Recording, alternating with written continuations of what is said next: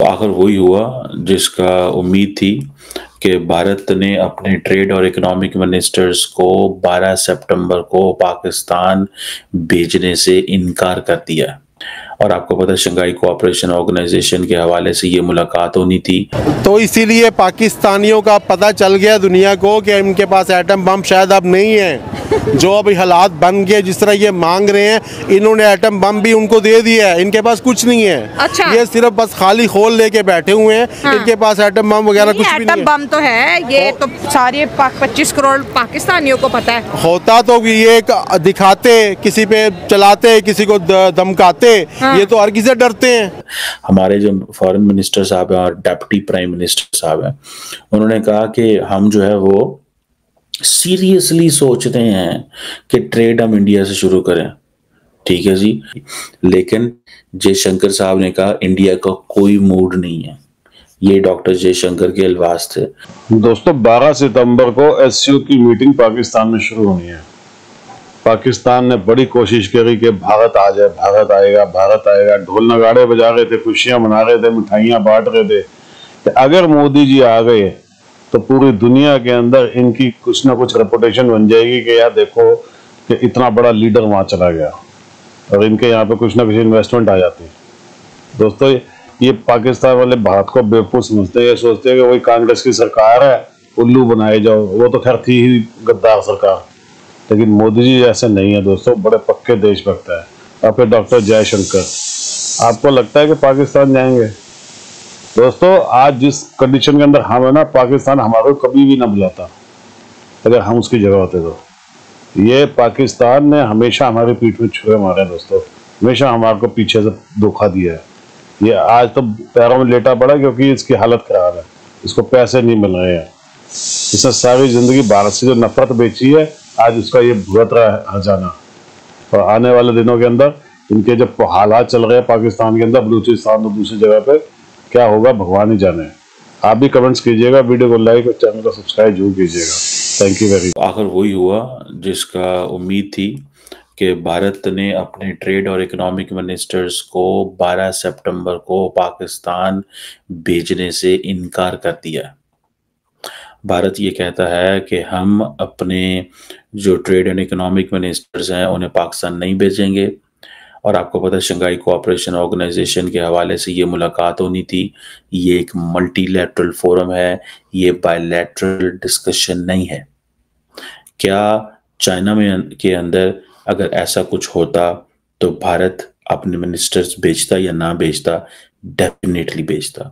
Bharat UAE भेजता है, Saudi अरब भेजता है, बांग्लादेश भेजता है, श्रीलंका भेजता है, मालदीव्स भेजता है, दुनिया के हर मुल्क भेजता है, लेकिन पाकिस्तान नहीं भेजेगा। अभी नहीं भेजेगा क्योंकि उन्हें पता है पाकिस्तान कमजोर तरीन सिचुएशन में है। और जब आपकी एडवर्सरी कमजोर तरीन सिचुएशन में हो तो आप वहां जाके उसको मजबूत नहीं करते हो।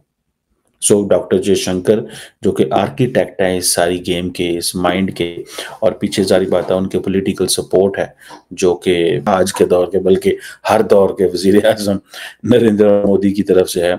अब आपको मजे की बात बताऊं, कुछ महीने पहले, ये मार्च की बात है, इसी साल की मार्च की बात है, हमारे जो फॉरेन मिनिस्टर साहब हैं और डिप्टी प्राइम मिनिस्टर साहब हैं, उन्होंने कहा कि हम जो है वो सीरियसली सोचते हैं कि ट्रेड हम इंडिया से शुरू करें। ठीक है जी, जो वहाँ पे इंडिया के अंदर जो पंजाब और अमृतसर इधर उधर के जो कारोबारी लोग थे वो बड़े खुश हुए कि हमारी प्रोडक्ट को वैल्यू मिलेगी। तो अगर अमृतसर से कोई चीज़ दिल्ली जाती है या यूपी जाती है या और बाकी स्टेट्स में की जाती है तो हो सकता है वहाँ पे इतना कंपटीशन ना हो, तो उनको अपनी प्रोडक्ट का ये था कंपटीशन आएगा और पाकिस्तान आएगी। लेकिन जयशंकर साहब ने कहा इंडिया का कोई मूड नहीं है। ये डॉक्टर जयशंकर के अल्फाज थे। सो पाकिस्तान कह रहा है हम सोचेंगे, जयशंकर ने कहा हम कोई नहीं सोचेंगे। आज एससीओ की डिस्कशन के हवाले से इंडिया ने पाकिस्तान को कह दिया हम वर्चुअल आएंगे। मतलब मैंने आपको पहले कहा था कि वो प्राइम मिनिस्टर नरेंद्र मोदी जो खुद एससीओ के इजलास में वहां नहीं जाता, जयशंकर को भेजता है, वो पाकिस्तान में इजलास कैसे अटेंड करेगा? और उनको पता है क्यों आए। आज हम अगर पाकिस्तान आते हैं तो पाकिस्तान ताकतवर होगा, पाकिस्तान मजबूत होगा। देखें इस वक्त इंडिया की पोजीशन ये है कि आपस में जो लड़ दे रहे इन्होंने लड़न दो, हम हमारी बात वो कर रहे हैं। वो कह रहे हैं बलूचिस्तान में एक एक्टिव इंसर्जेंसी चल रही है, बलोच जो है वो पाकिस्तान को गालियां दे रहे हैं, एस्टैब्लिशमेंट जो है उसका पॉलिटिकल अपरेटस के अंदर एक इस वक्त बड़ी टग ऑफ वॉर चल रही है।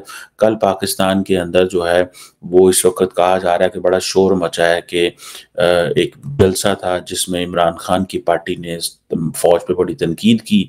फौज के लोगों ने आज पार्लियामेंट के अंदर घुस के एमएनएस को गिरफ्तार कर लिया है। पार्लियामेंट ये कह रही है हमारी सैंक्टिटी की वायलेशन हो रही है।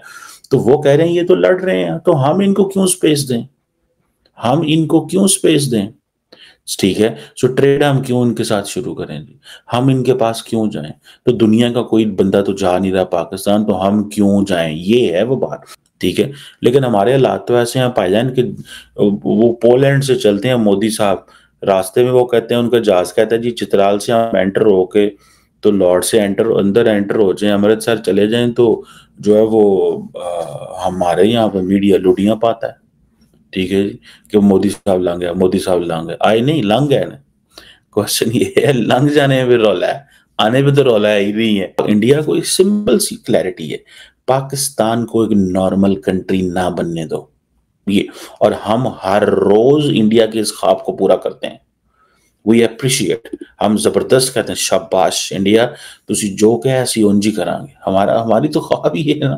थैंक्स टू इमरान खान साहब, हमें ये था कि यार दोनों तरफ इलेक्शन फ्रेश मैंडेट है, नरेंद्र मोदी साहब शायद थोड़ा सा कोई फैसला फूसला करेंगे और कहेंगे ठीक है यार थोड़ी सी डिस्कशन को आगे लेके चलते हैं। आप सबकी माँ बनने वाला है माँ बनने वाला है, सबकी मदर बनने वाला है इंडिया। देखिए हाँ। माँ जो होती है प्यार से समझाती है, हाँ। और इंडियन जो है वो प्यारे लोग हैं और प्यार से बात करते हैं।